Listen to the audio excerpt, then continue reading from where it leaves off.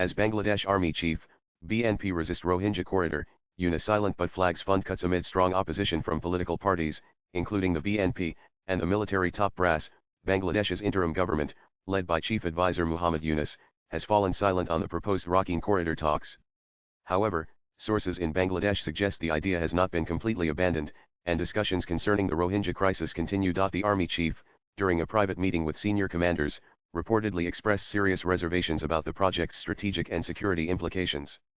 Political parties, including senior figures of the Bangladesh Nationalist Party, also rejected the idea, citing national security concerns. However, the Yunus administration appears to be quietly pursuing the plan, seeking international support through global platforms, emphasizing humanitarian grounds.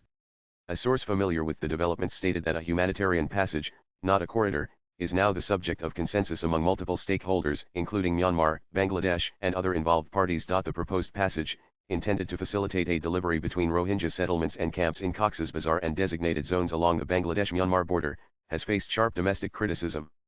Security analysts and several political parties, including senior BNP leaders, have warned that such a passage could create a semi-autonomous zone and further destabilize the region. A senior BNP leader, speaking to News 18 from Dhaka, said, "We cannot allow the Rohingya corridor cutting across Bangladesh. We want a stable and peaceful country. We have presented our views to the interim government in this regard, and we will oppose any such decision that may put Bangladesh's security and stability at stake." Addressing the media in Dhaka last week, National Security Advisor Khalilur Rahman said, "The UN only asked if Bangladesh could assist in sending humanitarian aid near the border, to be delivered to the Rohingya state by UN partners.